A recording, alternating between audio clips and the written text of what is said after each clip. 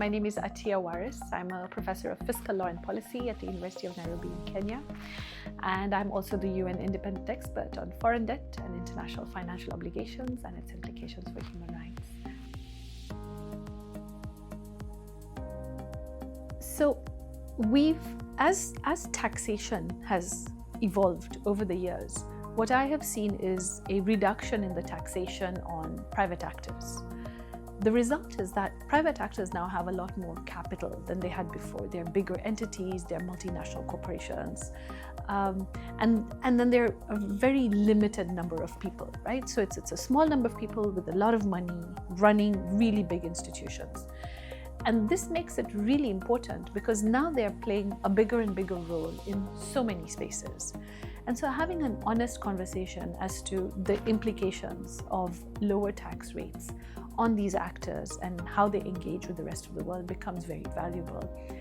And for me, I came for this conference really because I have been looking at health financing now from about 2010, so about 15 years of research, and I have lots of publications on it. And one of the things that I kept talking about even 10 or 15 years ago was the fact that we needed like a principle-based engagement and direction on conflict of interest and declarations of assets. And these may seem like very basic financial interventions, but at the end of the day, if you don't have them in place, you have no control and no maybe ethics or morals or guidelines or regulations for these actors. And since it's been 15 years and more time has passed, it means we're having bigger and bigger problems where finance is in a smaller and smaller number of people's hands. So for me, this is a very important space to try and explore and understand.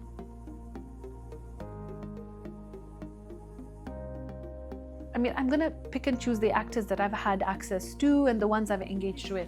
So I will give you the example of an entity like BlackRock. So BlackRock is an investment company, and member states, governments are able to take a loan from BlackRock. And I've actually had an exchange of letters with the head of BlackRock, and he responded. And these are in the public domain. And what happened in the case of Zambia was they needed to pay off their debt. They didn't have enough money.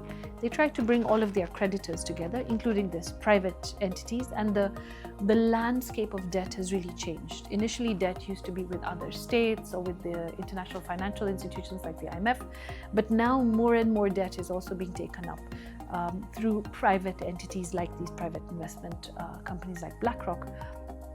And so, whereas all the other creditors were willing to come together and help sort of renegotiate the terms, BlackRock declined.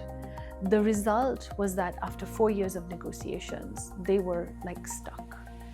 Now, when you're a small country like Zambia and you have to pay off a debt and you're having a problem and you're being open and honest about it and you're saying, hey, I'm having a problem, help me do this so I don't starve my population, my healthcare system survives, and you can't get that engagement, then you have a serious problem because your social services will collapse because you have no choice but to pay off the debt, right?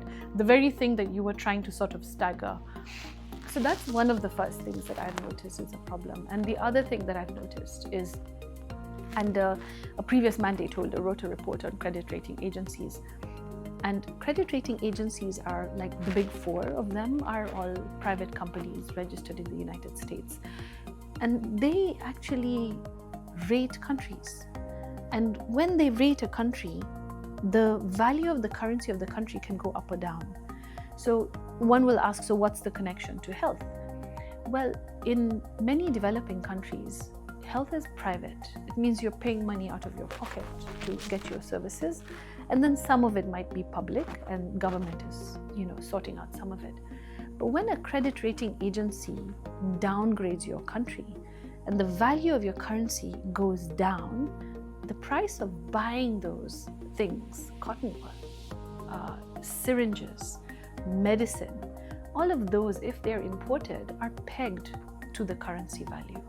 And so immediately, if you thought something was going to cost €1 or 20 shillings, now you're going to have it costing 50 shillings or €2, right? So your currency is constantly fluctuating. and the effect is immediate. You cannot afford to survive.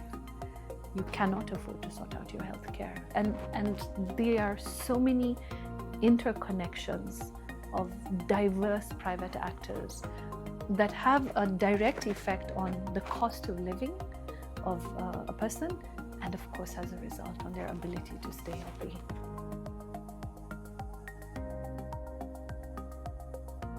So, I will talk about financial interventions because I'm not a health specialist and I don't want to go really into that space much. But I will tell you that we're supposed to pool together resources for things that we cannot afford by ourselves. This pooling together of resources takes the form of taxation sometimes. So if you've pooled together your resources, you should be able to have an effect. You should be able to have a hospital being built or a school, right?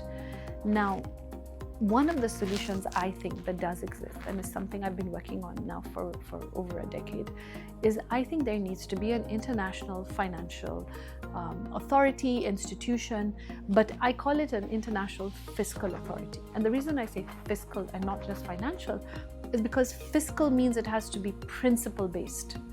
You cannot just bring together the bricks and the mortar and put together a building and throw a bunch of people in there, because we have plenty of those. What you need is an entity that is going to move forward based on an agreed way of thinking, that we're going to be transparent and accountable and responsible. And throughout these 2 days already, this is the language I've been hearing over and over again. It has to be efficiently and effectively being used, and there has to be fairness in this system, and it has to be just. And I call it the principles of fiscal legitimacy. And so I think if we're going to have a solution, whether it is in health or climate, it is to bring together the financing and then see how to spread it out, but approach it from a very honest space. And frankly, I think the button that we have to press is the trust button. We need to rebuild the trust that countries have had in each other, which they frankly right now don't have. And we need to rebuild the trust that people have in their governments, and then help that grows. And this is a long-term solution. Short-term solutions in finance would be something brutal like shutting down entities, which has been happening in the recent past. But that can also cause huge repercussions. So we must move quite carefully on this.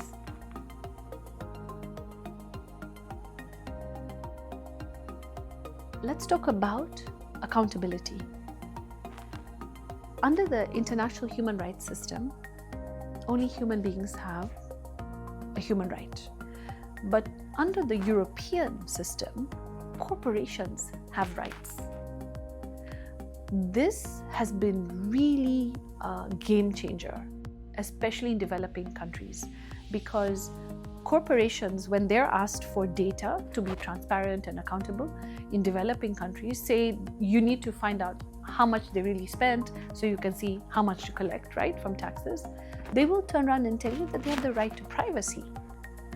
This is very interesting because human beings have a right to privacy.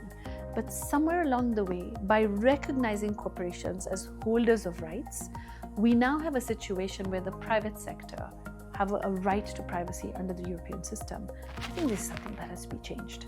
So if you want to ask me where stakeholders should come in, it's go to the international human rights system and uphold that, because those are what all member states agreed on, like as a bare minimum. You can imagine for like 193 countries in the world to agree on something, that's a lot of negotiation, right? So hold on to that, and then in the regional spaces, choose your regional approaches. But when you're dealing with another continent or another region, you cannot transpose your regional approaches. And so this is about power and balancing power. But again, for me, coming into the place with with clean hands, being ethical and upright and honorable in that space. So yeah, that's I think one of the ones I would recommend.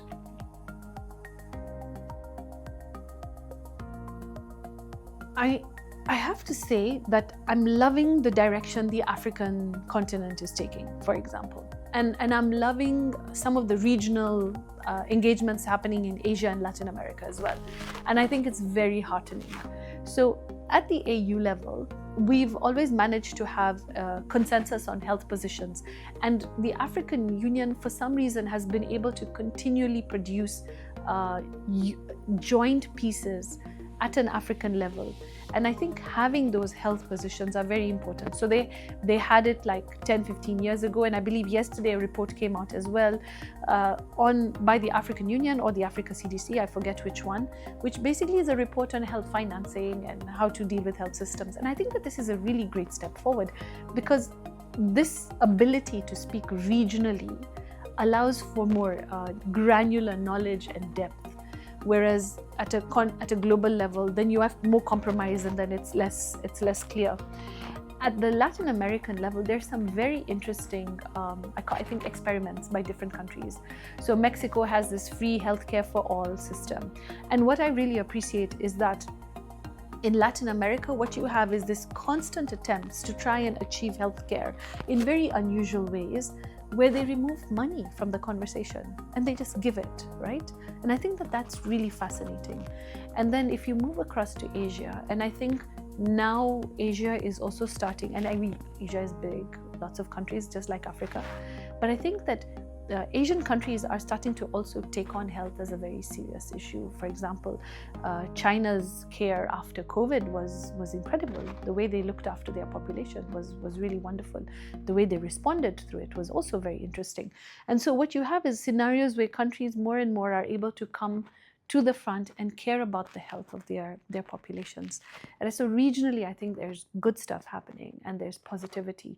I think my concern on health is the inability of member states to come to global consensus on a lot of issues. And I think it's so unfortunate, because it's so necessary and needed. Yeah.